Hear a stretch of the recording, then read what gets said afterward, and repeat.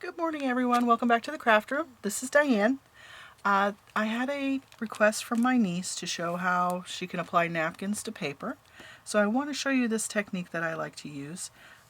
This one involves using a glue stick, and it's pretty easy. It dries quickly. You can cover it with Mod Podge later if you want to seal it in, but sometimes I like the feel, the texture of just the napkin on the paper. So let's not talk, let's just dive right in. So what you're going to need is some napkins. You're going to need a glue stick, some paper that you want to stick to, maybe scissors if you want to cut something out, and then tape. It's not necessary, but it is helpful for separating the layers. I'll show you that in a second. Alright, so these napkins I got it Tuesday morning, and I was so excited when my niece picked up the exact same napkins when we were shopping. So I'm going to show her using these. This was only $2 for this pack, and I know you can't see these words because of the napkin printing. There we go. So this pack has 20 napkins in it, and they're 13 by 13, and they are 3-ply napkins, which most quality napkins are at least 3 layers. But let's see, let's take one out here. I'll show you the pretty pattern on this one. Isn't that nice? I think that's going to look great. It's a nice light cream color with black printing. Okay, so when you're applying your napkin to paper, there are 3 layers here. You want to remove, usually only the first layer is printed. You want to remove the white layers. Sometimes they come apart just that easy. Now I do save these white parts for other projects because sometimes I need they're great for building texture without changing colors on you. And then a lot of times I'll have trouble getting the second layer off. So what I do is I take a piece of regular Scotch tape you wrap gifts with, regular tape, and I put it on there and gently pull to the side. Now see, that's taken this layer away, and you're left with just the printed layer. So that is a very cool technique. I saw that on a channel on YouTube. I cannot remember her name, but that was a great tip. Okay, so now we just have this beautiful, look at it, just even on the white paper. I love it. Okay, so I brought a couple different kinds of paper along. I brought some playing cards to play with, some music, a recipe page, and this is just a book from an agriculture gardening book. So let's do the music first. I think that's going to look really cute behind this. So all you do, I have a Staples glue stick. I find this works just fine. I like the really big one because it lasts a long time. And I get them in a 6-pack, so I use them quite a lot. Alright, just one sheet of music. There we go. So all I do is, if you want to do the whole page, you're going to put the glue stick over the whole page. Very, very easy. Let's see, I just start from this side and go at it here.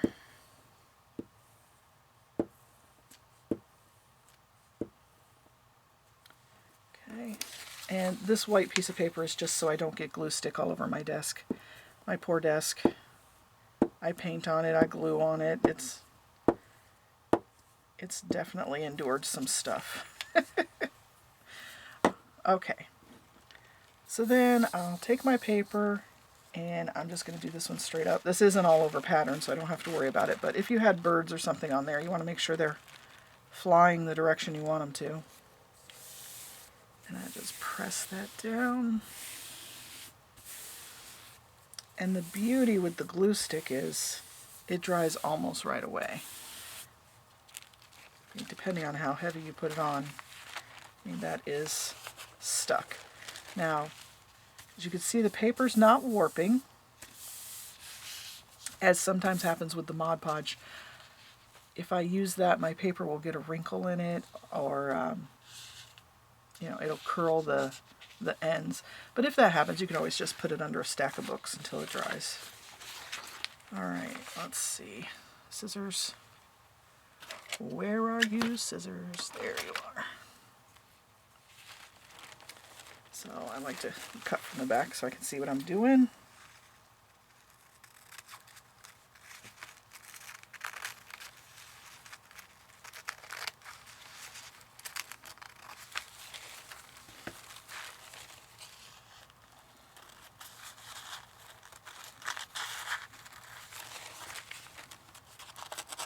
And I'm just going to cut this out so I can use the rest of the napkin in another technique, or on another page. All right, so can you see that you can see the music behind there?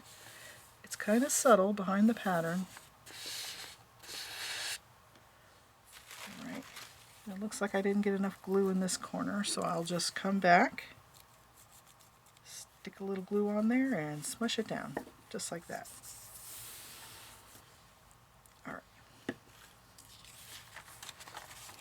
Let's see, let's do one of the cards here. That'll be cute. This has a bolder pattern. You might be able to see through it better. Let's see again. These are some vintage playing cards I picked up at the thrift store. This pack, I got 2 packs of pretty flower-backed cards, and they were like $1. 100 cards for $1. It's ridiculous. Okay.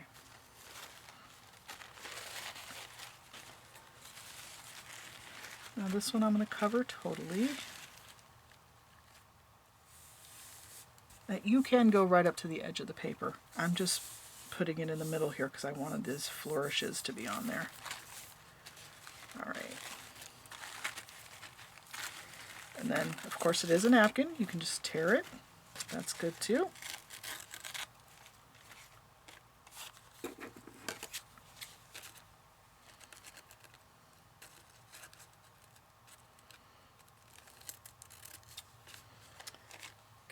Let's do this from the back.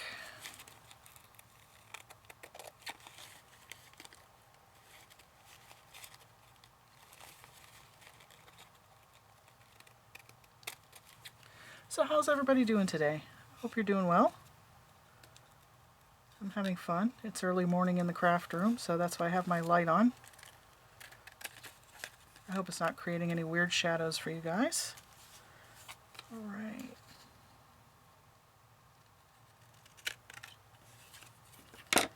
And isn't that cool? Now, what I wanted to show you with the other one, this is covering the entire surface with a napkin, which sometimes you want to do that, sometimes you just want a little piece of it.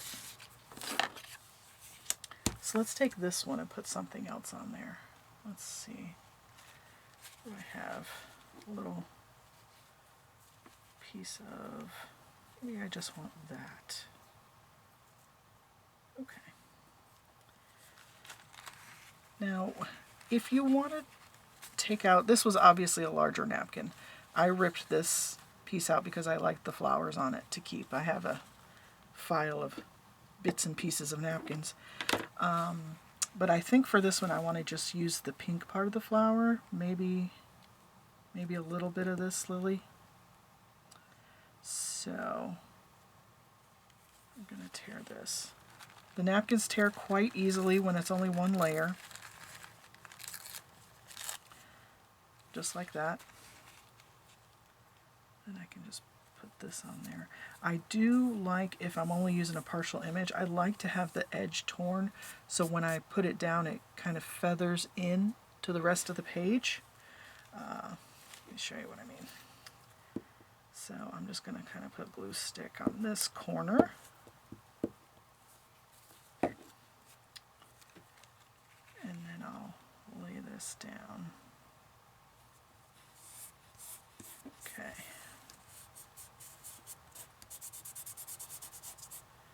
And now I can go under the edge here with my stick, put that down. Now I don't like that this edge is not laying fully down, so I can come right over the top with the glue stick as well. Once it dries, that will stay stuck down.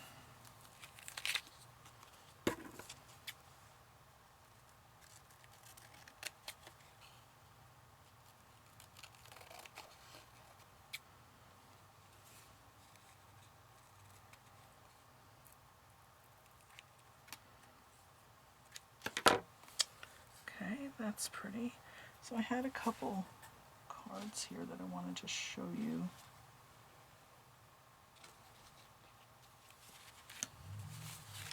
These are all decoupage with different napkins, playing cards, project life cards, tags. So there are some beautiful, beautiful prints out there. And sometimes I do the whole napkin, sometimes I only do most of it, sometimes I just do a little tiny part. It really just depends. That's a beautiful line drawing one. Just depends on the look you're going for. Let's see, and then I have one here that this napkin I used the glue stick technique on, and I didn't do anything over the top of it. I came back, this is a stamp, I stamped over when it was dry, and then I sewed around the edge with my sewing machine to give it more texture. This is one that I did the glue stick technique on. I did not Mod Podge over it. I decided I was going to sew around the edge, so I think that edge is pretty well stuck, and then I put a little cluster with some used tea bag and a butterfly image stamped on some dictionary page. And then I thought these were so cute. I put the napkin on just like these, and then I punched a butterfly out of the bottom, and I used the butterfly in another project. But I was like, oh, look at that. That's so cute with the butterfly. So if you put that on a pattern page, you'd see the butterfly shape. I really liked that. I thought that was adorable. And then some other things you can do. I did this earlier. This has the glue stick, and then I put some watered down Mod Podge. I used 1 part Mod Podge glue to 1 part water, so half and half. It's really thin. You can hear that in there. It's very, very thin. So when that dried, it did curl up on the edges. So I put this under a stack of heavy books. I had a whole bunch of them under a stack of books, and it flattened out pretty well. If you want, you could probably iron on the back of it to make it even flatter, but I like the crunchiness of it, I guess. So the other half of this napkin was this little guy. I made a little trifold. So I took this paper, I sewed around the edge with my sewing machine with white thread. I don't know if you can see that on camera. And then I just folded it up, put an eyelid in there, and tied some embroidery floss around it and wrapped it around, and it's a cute little embellishment to stick in a journal or write a little note to a friend and mail it off to them in Happy Mail. That was cute. Let's see, some other pages I've done this way. We've got birds, butterflies. Oh, I like this one, the hummingbird. And this 19 is from the chapter of the book, and you can see the text of the book behind it, but then there's also different texts in the napkins. This is a particularly beautiful napkin. This is the napkin I put on the cover of the journal I gave my niece. I really like this one. It's so pretty. And then this shows, these are the same napkin, but I put them onto different backgrounds. This is a recipe book, and then we have music behind this one. So you can see how the paper behind it changes the texture of what the image looks like. You get a beautiful layering. I love putting all of these things on top of music. It just looks so pretty to me. And then a recipe book. The thing with recipe and gardening books is you don't ever have to worry about bad words. So, and then this is some really old music. I had this napkin up here, and then this is actually a facial tissue that I remove the layers.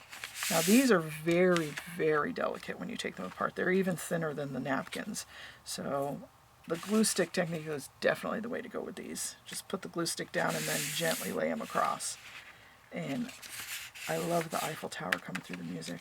And this is the same napkin, I'm sorry, the same facial tissue applied with a glue stick to the back of, on eBay I purchased some old checks, so old they don't have the account numbers on them. And I put the napkin on the back of it. I just thought that was so pretty. I'm going to use that in a journal as a piece of ephemera. If you want to, you can write on the back or just look at how pretty it is. But yeah, same napkin, different type of paper. This one's more yellow. This is aged, but it's not literally yellow. So I hope that was helpful to you guys. I hope you learned something. If you have any questions, please leave them in the comments for me. I'd be happy to answer anything. And I'll see you next time. Bye.